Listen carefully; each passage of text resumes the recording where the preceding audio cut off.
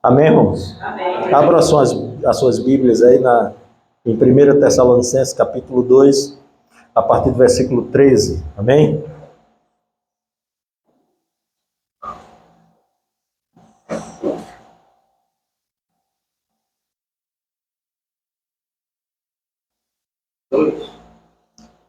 Primeira Tessalonicenses, capítulo 2, a partir do versículo 13. Amém?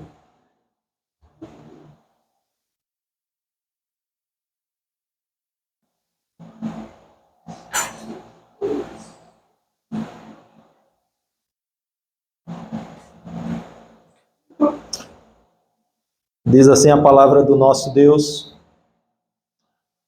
outra razão ainda temos nós para incessantemente dar graças a Deus, é que tendo vós recebido a palavra que de nós ouvistes, e que é de Deus, acolhestes não como palavra de homens, e sim como em verdade é a palavra de Deus, a qual com efeito está operando eficazmente em vós, os que credes. Tanto é assim, irmãos, que vos tornastes imitadores das igrejas de Deus existentes na Judéia em Cristo Jesus. Porque também padecestes da parte dos vossos patrícios as mesmas coisas que eles, por sua vez, sofreram dos judeus, os quais não somente mataram o Senhor Jesus e os profetas, como também nos perseguiram e não agradam a Deus, e são adversários de todos os homens, a ponto de nos impedirem de falar aos gentios para que estes sejam salvos, a fim de irem enchendo sempre a medida do seu pecado, a ira, porém, sobreveio contra eles definitivamente. Amém? Vamos orar mais uma vez. Santo e querido Deus, muito obrigado por esta leitura. Pedimos a direção do Teu Santo Espírito, ó Deus, nessa exposição, ó Deus, nessa carta tão maravilhosa, que o Teu Filho, inspirado pelo Teu Espírito, escreveu à igreja dos Tessalonicenses. E que, ó Deus, deve ser aplicada, ó Deus, com exatidão, ó Deus, em nossa atualidade. Porque vivenciamos no tempo presente aflições e tribulações semelhantes ao que nossos irmãos do primeiro século enfrentaram naquela época. Grandes são os desafios da igreja no tempo presente, mas o Senhor Jesus Cristo é a nossa esperança. Amém. Assim vivemos, assim cremos e assim prosseguiremos para a glória do Teu nome. Oramos assim, pedindo perdão pelos nossos pecados, em nome de Jesus. Amém. Pode sentar, igreja. Amém. Nós vamos, nesta noite, passear pelo tema Vivendo nas tribulações, porém com esperança. Repetir, vivendo nas tribulações, porém com esperança. Irmãos, como já foi dito aqui ao longo das exposições nessa série de mensagens, Vivendo com Esperança, o apóstolo Paulo escreve essa carta aproximadamente 3 anos depois da plantação desta igreja, na cidade de Tessalônica. Nós vamos ver, irmãos, essa plantação da igreja em Atos, capítulo 17. A igreja dos Tessalonicenses, ela é plantada e tem o início dessa igreja registrado no livro de Atos, a partir do capítulo 17, certo? Quando o apóstolo Paulo chega naquela cidade, ele está vindo da cidade de Filipos, onde ele passou por uma grande tribulação, certo? E foi preso, né? Foi uma situação muito difícil naquela cidade, então ele chega aos Tessalonicenses, vai até a sinagoga, como está registrado em Atos capítulo 17, e anuncia Jesus Cristo ali na sinagoga, através das Escrituras, expondo pelas Escrituras, como sempre, que Jesus Cristo é o Messias. E nós vimos que a igreja, ela nasce ali, a partir daquele momento, quando parte dos judeus levam em conta a pregação de Paulo, acreditam, recebem a pregação, aceitam. O texto vai dizer que uma multidão de gregos também e mulheres de alta posição. O texto vai dizer também que o apóstolo Paulo, após a plantação dessa igreja, os judeus que não receberam a mensagem, enciumados com o progresso da igreja, com o avanço da igreja, levantam uma revolta na cidade, alvoroçam a cidade contra os apóstolos, contra Paulo e a sua equipe missionária. Nós vamos ver também, lá no relato de Atos Apóstolos, que eles são convencidos a sair da cidade. E quando, irmãos, os judeus chegam na casa onde a igreja se reunia, a casa de Jason, não encontrando os apóstolos, o texto vai dizer que eles pegam Jason e os irmãos e levam ao tribunal da cidade. E fazem acusações, dizendo que eles estavam desafiando o Império Romano. Estavam colocando em xeque, a autoridade de César. E isso faz com que os juízes, os membros e as autoridades fiquem empolvorosos. E a multidão que estava acompanhando. O texto vai dizer depois que é estipulada uma fiança e que essa fiança é paga e os irmãos são postos em liberdade.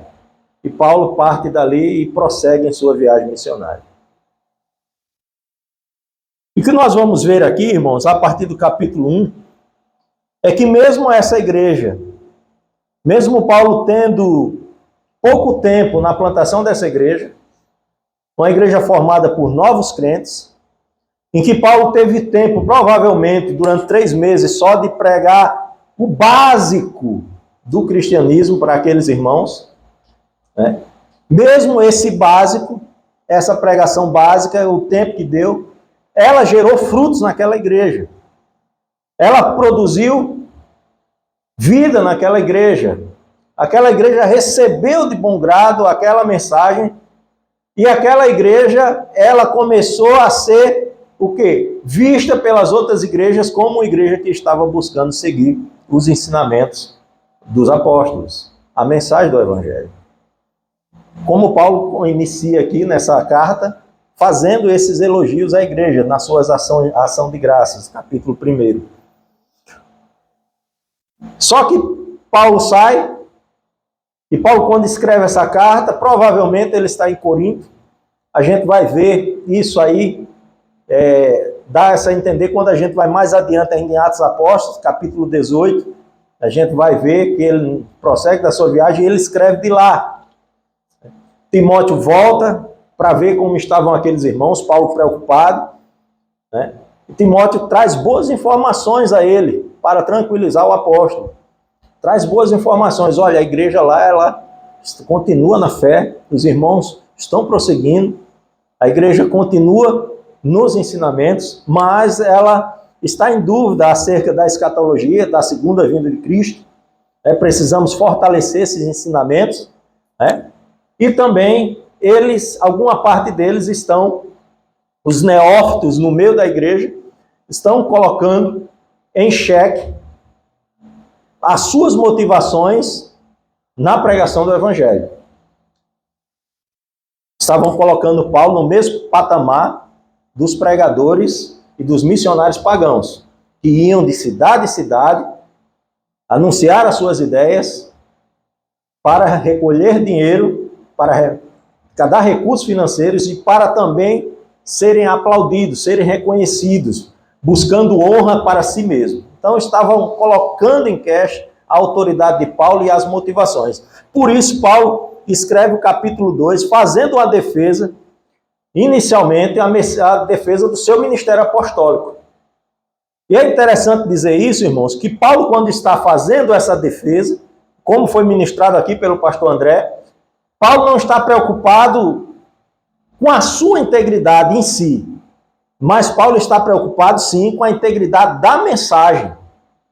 Porque qual era a questão desses homens que estavam colocando em dúvida a autoridade do apóstolo? A questão era, colocando em dúvida o pregador, você derruba a mensagem. Se as intenções do pregador não são justas, então a mensagem também não é verdadeira. Então, quando Paulo faz essa defesa, sim, que ele está fazendo, da sua integridade, da integridade dele como apóstolo, ele está fazendo a defesa da mensagem que ele anunciava. Ele está focado em defender a mensagem em si, por causa dessa comparação. Então, o capítulo 2 ele é dedicado a essa defesa. Né? Do 1 ao 5, ele está dizendo aquilo que ele não é, e na exposição que o pastor André trouxe anteriormente, ele começa a dizer tudo aquilo que ele é, como pregador. E agora, irmãos, a partir do versículo 13, ele vai tratar do proceder fiel dos Tessalonicenses na tribulação. Ele vai fazer o relato do que ele ouviu de Timóteo, e ele vai expor a fidelidade daquela igreja em meio às tribulações que eles estavam enfrentando. E é interessante, irmãos, observamos o nosso tempo, que nós vivemos uma geração em que as pessoas não suportam mais os problemas. E uma geração que na primeira dificuldade,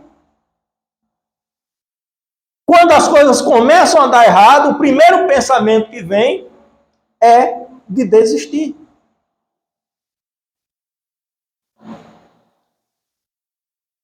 E esse pensamento que está dominando lá fora, está entrando na igreja.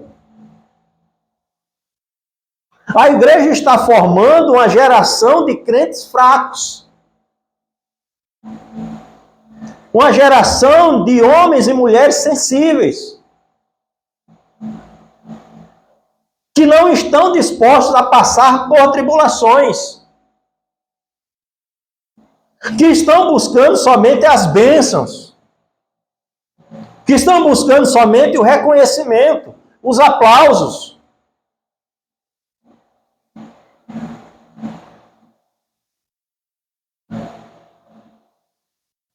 Que não aceitam uma vida em que diante deles se apresente algum obstáculo, alguma dificuldade. Eu me lembro, irmãos, quando eu era criança, acho que tinha a idade da minha filha Nathalie, 11 para 12 anos, nós jogávamos bola na rua. Hoje a gente é difícil ver isso, né? Os menininhos jogavam bola na rua e numa disputa lá de bola, eu não vi, tinha uma pedra grande e eu chutei essa pedra e rasgou o meu pé, que apareceu o osso. Até hoje eu tenho essa cicatriz no pé, irmãos. E chega aquele osso e aquela carne branca, um buraco. Aí o que é que a gente fazia naquela época? Qual era o remédio? A gente pegou um punhado de areia, jogava em cima para estancar o sangue e continuar jogando. Mas hoje essa geração, eles se arranham, irmão, corre para a UPA. Chorando, desesperados. E é essa geração que está tomando conta da igreja. Imagine aí quando vier a tribulação sobre a igreja. Quantos permanecerão firmes? Quantos continuarão? Quando o preço a se pagar para estar numa reunião como essa for o risco da própria vida.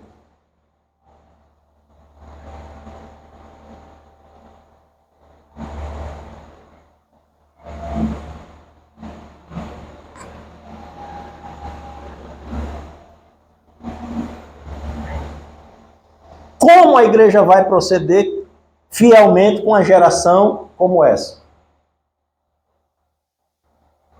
Uma geração que ao primeiro obstáculo que aparece na sua frente, a primeira resposta que ela dá é a desistência.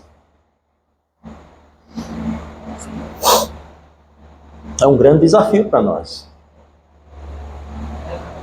E isso acontece, sabe por quê, irmãos? Primeiro de tudo, porque não estudamos as Escrituras. Porque a Bíblia, a palavra de Deus, não está sendo analisada. Irmãos, atenção aqui, irmãos.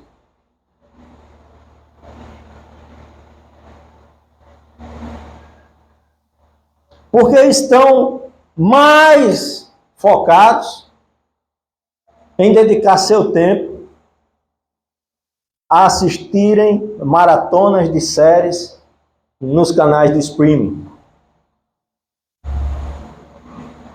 a conversas sem futuro nas redes sociais. É uma geração que não ora. É uma geração que não jejuma. É uma geração que não lê. Como vão se portar fielmente quando sobrevier sobre nós a tribulação? Olha só o que o apóstolo diz acerca desses irmãos. Outra razão ainda temos nós para incessantemente dar graças a Deus, é que tendo vós recebido a palavra que de nós ouvistes, que é de Deus, acolheste não como palavra de homens, e sim como em verdade é a palavra de Deus, a qual com efeito está operando eficazmente em vós os que credes. A primeira característica, irmãos, desses irmãos, a força que esses irmãos estão tendo para se manter fiéis em meio às tribulações pelas quais a igreja estava passando, é porque depois de ter recebido a palavra, o evangelho, eles, ouvindo a palavra, eles receberam essa palavra, como que? Como palavra de quem? De Deus. Desde o primeiro momento em que ouviram, já entenderam que aquela palavra era a palavra de Deus. Não havia dúvida acerca de onde vinha essa mensagem. Eles tinham a certeza que essa mensagem vinha da parte de Deus. Mas, irmãos, no nosso tempo agora, já tem até pastor dizendo que a Bíblia não é a palavra de Deus, que ela só contém. E tem uma geração inteira seguindo esses homens. A Bíblia é a palavra de Deus, amém? Amém. Ela é inerrante. Ela é a verdade absoluta, inerrante. Ela é a palavra de vida, de esperança, de luz, de transformação, porque ela é viva. Por que ela é viva? Porque ela é a palavra de Deus. Porque ela dá força para aqueles que creem, para passarem pela tribulação com esperança.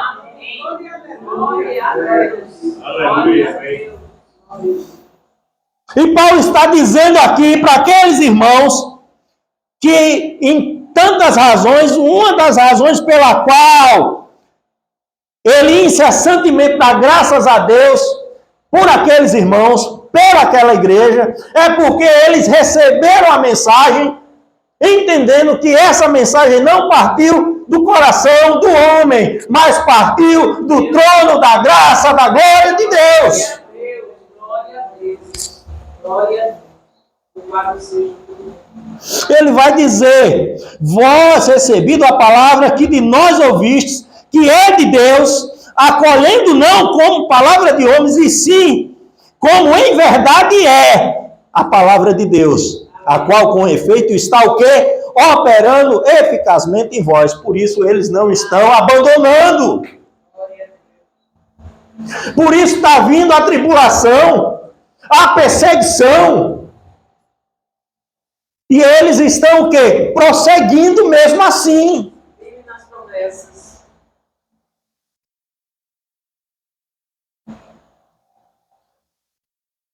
Que contraste, irmãos, com as igrejas contemporâneas da nossa época. Em que as pessoas lotam as igrejas não buscando a palavra, mas buscando as bênçãos que são oferecidas nessas igrejas.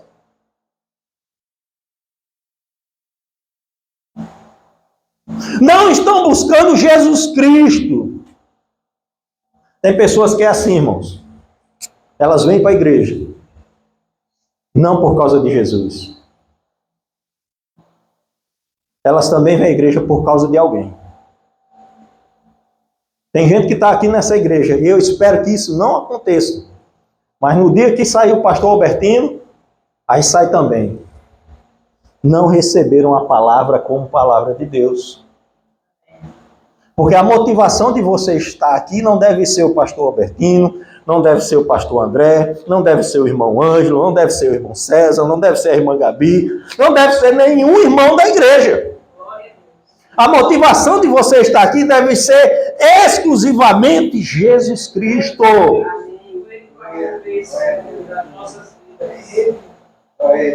Mas você só vai permanecer se você, assim como os irmãos tessalonicenses, receberam esta palavra como não da parte de homens, mas da parte de Deus. Aí sim ela vai operar eficazmente em você, transformando, irmãos, nenhuma outra palavra, nenhum outro ensinamento, nenhum outro livro, nenhum outro mestre, nenhuma outra mensagem tem o poder de transformar a vida do ser humano como a palavra de Deus. Não existe. Não existe. Paulo está elogiando esses irmãos porque eles receberam a palavra da parte de Deus e porque essa palavra e o sinal pelo qual eles veem que Paulo está vendo que eles receberam da parte de Deus é porque a mensagem está gerando fruto no meio deles. Está operando na vida, visivelmente operando na vida da igreja de forma eficaz.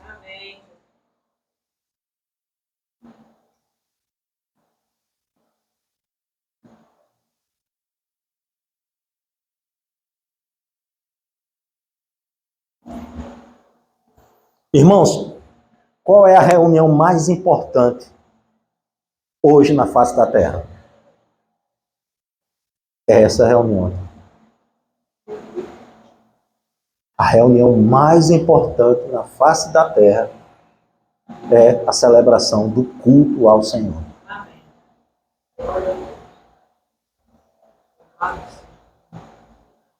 Jesus resumiu a lei em 2 mandamentos. Amarás o Senhor teu Deus de todo o teu coração, de todo o teu entendimento, toda a tua força. E ao teu próximo como a ti mesmo. Foi assim? Se vocês receberam essa palavra, como não da parte de homens, mas da parte de Deus, então essa palavra vai operar através desses ensinamentos na minha e na sua vida. Amém, irmãos? Mas como é que ela está operando assim e você substitui esse momento por qualquer outro tipo de reunião? Nós estamos aqui em nome do Senhor. Em nome do Senhor. Reunidos em nome do Senhor. Jesus está aqui presente. Aleluia. Porque a palavra diz, onde tiver 2 ou 3 reunidos, Ele está. Jesus está aqui. Digamos, irmãos, que você foi intimado a ser testemunha num julgamento. Um juiz chamou você para participar do julgamento. E deu a data, a hora e tudo lá. Você vai deixar de ir para o julgamento para ir para a praia? Para ir para o restaurante? Para ir para o aniversário? Você vai dar essa desculpa para o magistrado humano? Se você der, o que vai acontecer com você? Você vai responder. Pode até ser preso. E você nem pensa 2 vezes. Bota logo uma roupinha alinhada, bonitinha e vai. Não bota nada para substituir esse momento, que é importante que você vá. Mas quando é o culto ao Senhor, tudo é desculpa para você não vir.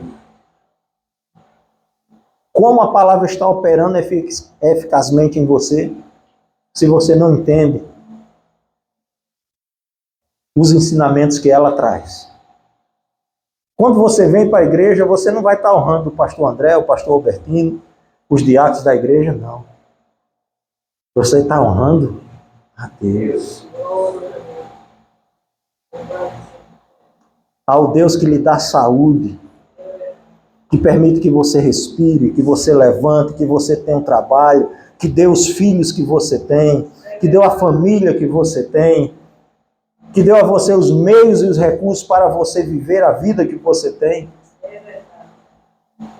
Quando você vem e dá importância a esse momento, que é o momento de reunião mais importante da face da terra, você está glorificando esse Deus. E se você entende isso, está acontecendo com você o mesmo que aconteceu com os irmãos da igreja, dos Tessalonicenses. A palavra que eles receberam, entendendo que era da parte de Deus, está operando eficazmente também em vocês. Versículo 14. Tanto é assim, irmãos, que vos tornastes imitadores das igrejas de Deus existentes na Judéia, em Cristo Jesus. Porque também procedeste da parte dos vossos patrícios das mesmas coisas que eles, por sua vez, sofreram dos judeus. Irmãos, quando nós vamos, ainda voltando lá para o livro de Atos, no início da igreja em Jerusalém, capítulo 7 começa com o discurso de Estevão e finaliza com o martírio de Estevão, com a revolta em que os judeus têm diante da mensagem que Estevão estava pregando acerca de Jesus. Eles se revoltam e matam Estevão. No capítulo 8 já inicia dizendo que se inicia uma grande perseguição à igreja. E Paulo está comparando agora os irmãos tessalonicenses, está fazendo um paralelo, dizendo que eles também sofreram uma perseguição similar à perseguição da igreja em Jerusalém, por parte também de judeus. E a gente vai ver isso ainda no capítulo 17 de Atos. Quando os judeus chegam na casa de Jason procurando pelos apóstolos e alvoroçam a cidade contra os irmãos. E Paulo está o quê? Dando graças a Deus incessantemente por esses irmãos que mesmo em meio a essa perseguição, eles continuam fiéis à mensagem do Evangelho, irmão. Glória a Deus. E por que você pensa em abandonar na primeira dificuldade? E por que você pensa em desistir no primeiro obstáculo?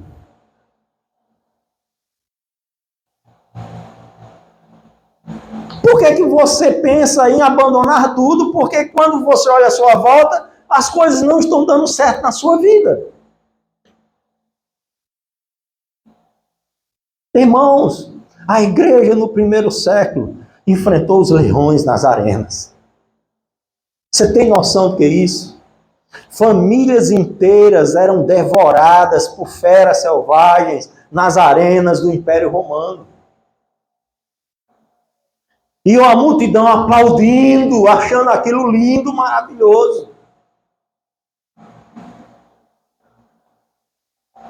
A igreja enfrentou, irmãos, o fogo de Roma. Os irmãos eram pendurados para iluminar as cidades de Roma, em postes, pendurados e ateados fogos vivos. Você caminhava por uma rua como essa e via uma pessoa pendurada, sendo queimada viva aos gritos, morrendo queimada. Eram os irmãos da igreja. Eles enfrentaram caldeirões de óleos quentes, eram jogados, decapitados. E a igreja do primeiro século permaneceu, aleluia. E você quer abandonar a sua caminhada na primeira dificuldade, irmão?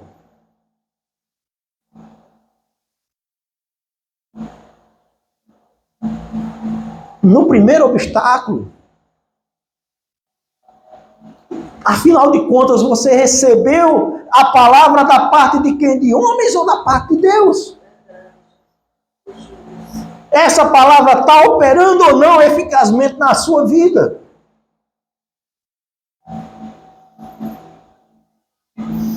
Paulo está exaltando esses irmãos porque eles, enfrentando uma grande perseguição, eles permanecem em fidelidade. Olha que maravilha. Mas por que, pastor, eles permanecem assim? Porque como eles receberam essa mensagem da parte de Deus. Qual é a mensagem, irmãos? A mensagem que Jesus Cristo veio a esse mundo. Morreu pelos nossos pecados. Amém. Ressuscitou ao terceiro dia. Amém. Que ele subiu aos céus e que ele voltará para buscar a sua igreja.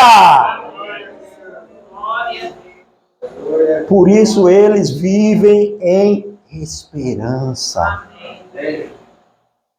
Essa esperança faz com que eles consigam atravessar as tribulações com fidelidade. Amém, igreja? Verso 15. Os quais não somente mataram o Senhor e os profetas, como também nos perseguiram e não agradam a Deus e são adversários de todos os homens. Ele coloca aqui esses homens, esses judeus, colocando eles como aqueles que mataram o Senhor. Onde Paulo foi, irmãos? Paulo foi perseguido por esse grupo de judeus. Eles se infiltravam dentro da igreja, neófitos na fé, pervertendo a mensagem, atacando o mensageiro para destruir a mensagem. Porque o objetivo deles, Paulo vai dizer ainda mais adiante, ainda nesses versículos, é impedir, nem eles querem entrar e nem querem deixar que os outros entrem no reino de Deus.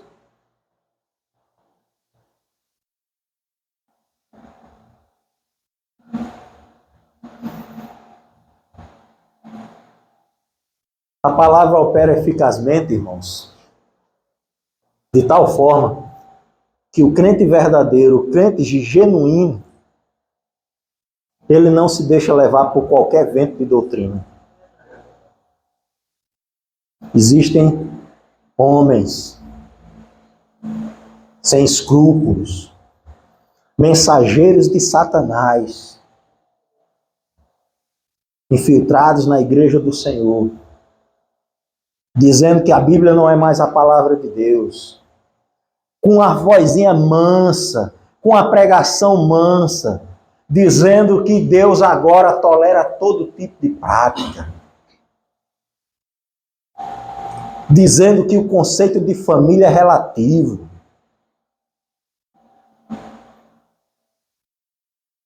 dizendo que todos estão salvos, independente de santidade ou não. Nem vão entrar, nem querem deixar que os outros entrem.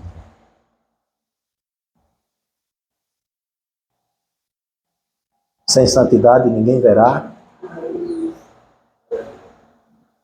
Jesus ia, curava. Jesus realmente ia nas pessoas que eram marginalizadas na sociedade, amém, irmãos? Jesus foi lá na mulher samaritana. Jesus foi ao encontro dos leprosos. Jesus sentava com publicanos. Mas Jesus dizia, vá e não peques mais. Jesus nunca disse, continue vivendo a sua vida do jeito que você está vivendo. Jesus dizia, vá, não peques mais. Mas a mensagem que está sendo anunciada em muitas igrejas na atualidade não é essa. É que você pode viver a sua vida do seu jeito. E realmente você pode. Você só não pode se encontrar com Jesus depois. Porque essa palavra, da parte de Deus, ela tem que operar na minha e na sua vida de forma eficaz. Amém. E como é que ela opera?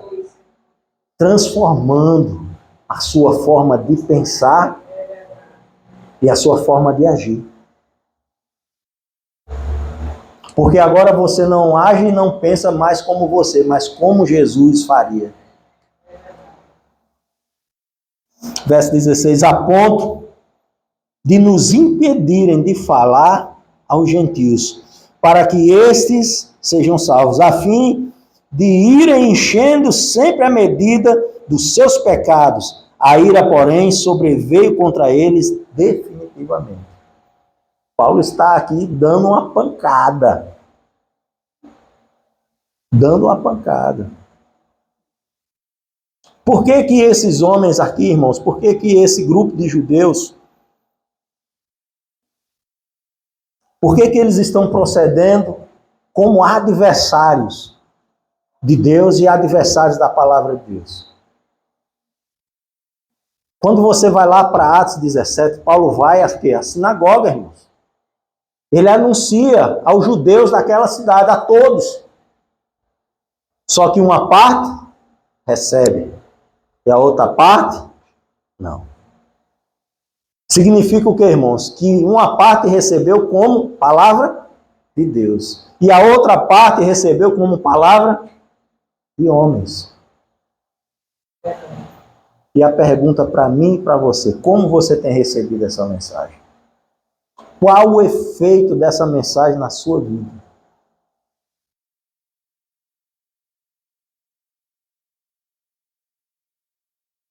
O desejo que eu tenho, irmãos, no meu coração, é que esta igreja e aqueles que nos escutam e que nos assistem nas redes sociais possam ser encontrados igualmente como esses irmãos aqui, como os Tessalonicenses. Quando Paulo inicia aqui dizendo que incessantemente ele dá graças a Deus por aquela igreja, porque ela recebeu a palavra não como da parte de homens, mas da parte de Deus. A minha oração é que você tenha recebido essa palavra dessa forma, porque ela não nasceu do coração do homem, mas ela nasceu da parte de Deus. E a minha oração é que ela aplique e que ela seja eficazmente na sua vida.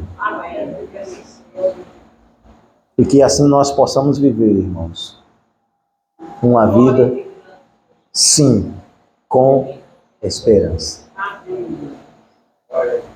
Porque um dia ele voltará e virá buscar a sua igreja. E nós estaremos com ele para todo sempre. Amém.